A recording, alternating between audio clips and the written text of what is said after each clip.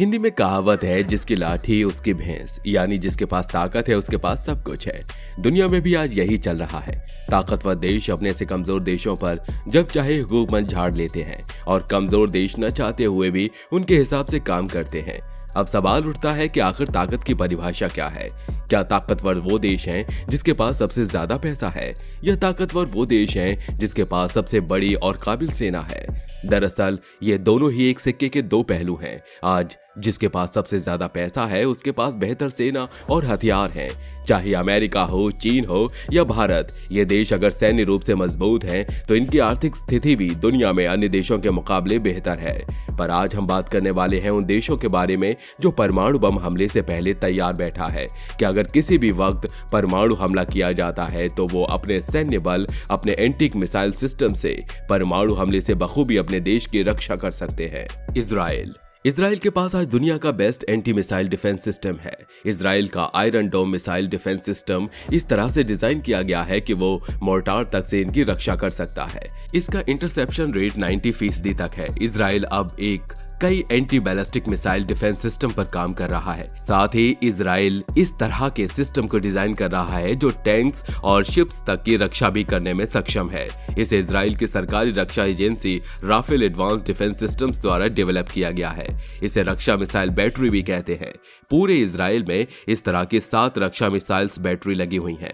हर battery intercept missile क्षमता से lace है।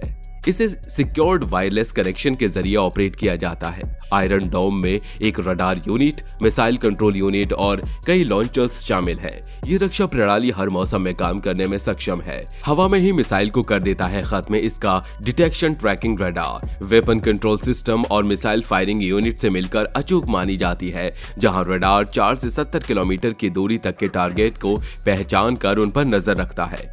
वहीं इसके 4 से 5 लॉन्चर में एक बार में 20 मिसाइलें लगती हैं। ये मिसाइल गर्मी और इलेक्ट्रिक सेंसर वाली होती हैं और दूसरी मिसाइल से टकराकर उन्हें नष्ट कर देती हैं।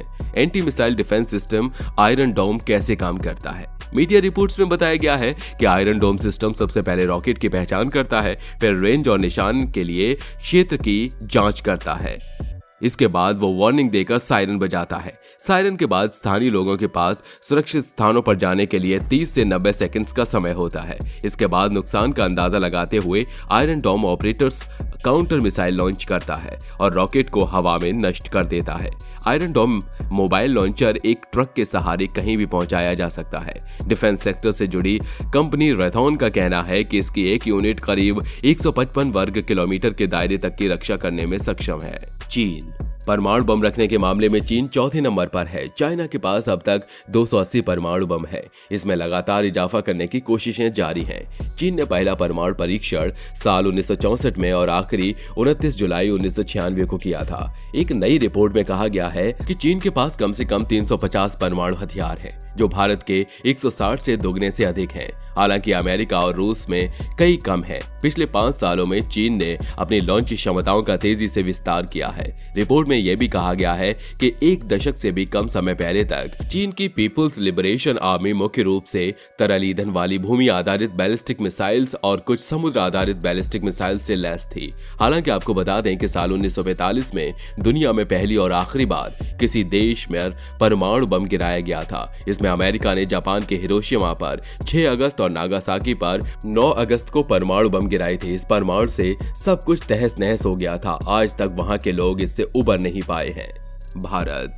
भारत ने पहला परीक्षण 18 मई 1974 में स्माइलिंग बुद्धा के नाम से सफलतापूर्वक किया था। परमाणु परीक्षण करने वाला भारत 6वां देश था। भारत के पास इस वक्त 135 एटम हथियार हैं। इस लिहाज से परमाणु हथियारों की दौड़ में भारत अपने पड़ोसी मुल्क पाकिस्तान से पिछड़ा हुआ है।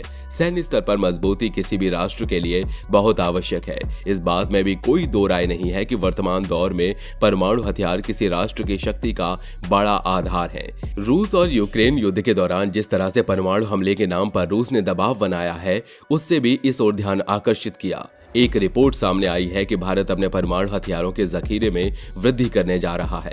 परमाणु हथियार भारत के पास भी हैं, लेकिन भारत की नीति है कि वो पहले परमाणु हथियार नहीं दागेगा। यूनाइटेड किंगडम दुनिया की सबसे ताकतवर कंट्री मानी जाने वाली यूएसए इस लिस्ट में भी टॉप पर है। यूएसए के पास कुल 4,804 वॉरहेड हैं, जिनमें से 2,104 वॉरहेड एक्टिव हैं और ये सभी वॉरहेड न्यूक्लियर ट्राइड के अंतर्गत आते हैं। इसका मतलब ये हवा, जमीन और पानी तीनों जगहों से अटैक करने में सक्षम है।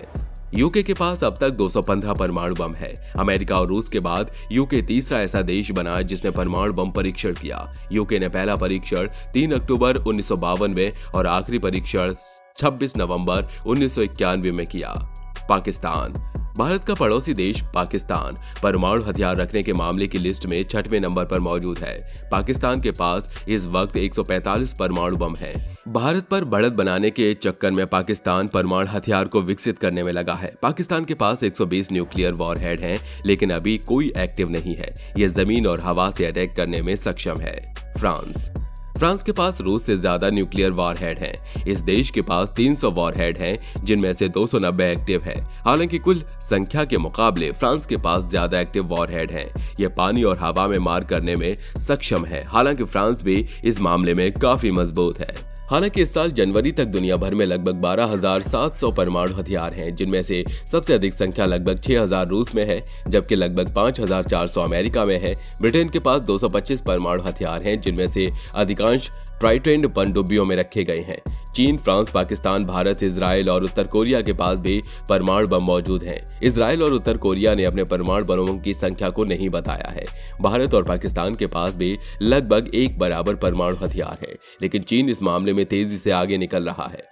अमेरिकी खुफिया एजेंसी का अनुमान है कि 2027 तक चीन के पास कुल 700 परमाणु हथियार हो सकते हैं। ऐसे में चीन परमाणु हथियारों के मामले में रूस और अमेरिका के बाद तीसरे नंबर पर आ जाएगा। वहीं आपको यह भी बता दें कि परमाणु बम पूरा शहर तबाह कर देगा। अगर आज के समय में कई सारे परमाणु हथियारों का इस्तेमाल होता है तो इसमें करोड़ों लोग मारे जाएंगे। वहीं अगर अमेरिका और रूस के बीच बड़ा परमाणु युद्ध छिड़ गया तो मरने वालों की संख्या 10 करोड़ का आंकड़ा पार कर जाएगी।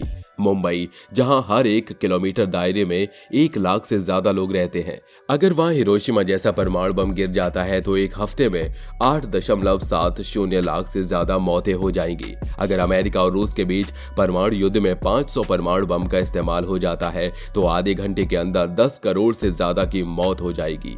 वैसे दोस्तों, आप क्या कहना चाहेंगे इन सभी सैन्य व्यवस्थाओं के बारे में?